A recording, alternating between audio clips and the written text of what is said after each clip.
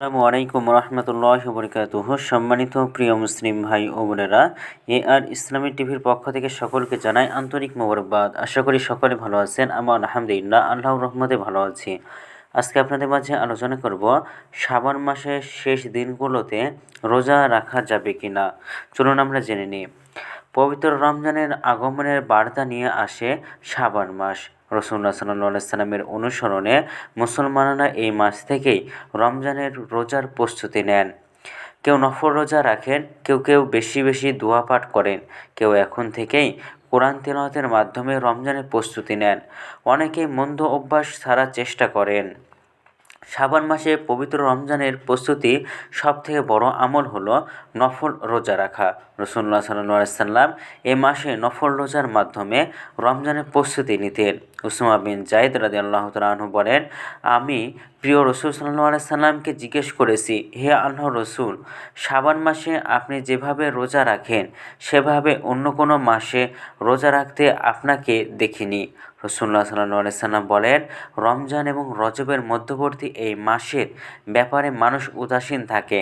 এটা এমন এক মাস যে মাসে বান্দার আমলকে বিশ্বজগতের রব আল্লাহর কাছে পেশ করা হয়। আমি চাই আল্লাহর কাছে আমার আমল এমন অবস্থায় পেশ করা হোক যখন আমি রোজাদার। নাসাই শরীফ। শাবান মাসে বেশি বেশি নফল রোজা রাখা একটি উত্তম আমল। তবে এই মাসের শেষার্ধে রাসূলুল্লাহ সাল্লাল্লাহু আলাইহি সাল্লাম রোজা রাখতে নিষেধ করেছেন। হযরত আবু হুরায়রা রাদিয়াল্লাহু তাআলা আনহু থেকে বর্ণিত, তিনি বলেন, রাসূলুল্লাহ সাল্লাল্লাহু আলাইহি সাল্লাম বলেছেন, যখন শাবান মাসের অর্ধেক গত হবে তখন তোমরা আর রোজা রাখবে না।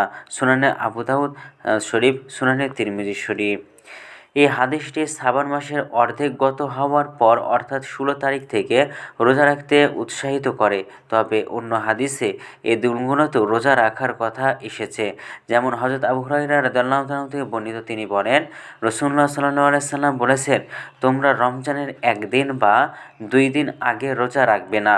তবে কারো যদি রোজা রাখার অভ্যাস থেকে থাকে সে ব্যক্তি রোজা রাখতে পারে। সহিহ বুখারী শরীফ, মুসলিম শরীফ।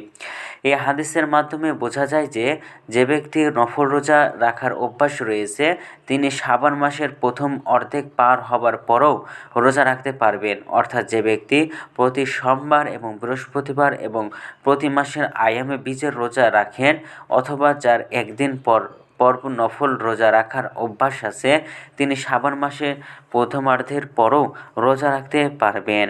আর যার নিয়মিত নফল রোজা রাখার অভ্যাস নেই তিনি শাবান মাসের প্রথমার্ধের পর রোজা থেকে বিরত থাকবেন। এক হাদিসে হযরত আয়েশা রাদিয়াল্লাহু তাআলা আনহা থেকে বর্ণিত, তিনি বলেন, রাসূলুল্লাহ সাল্লাল্লাহু আলাইহি সাল্লাম পুরো শাবান মাস রোজা রাখতেন। শাবান মাসের কেউ দশম ছাড়া পুরো মাসে রোজা রাখতেন। সহিহ বুখারী শরীফ।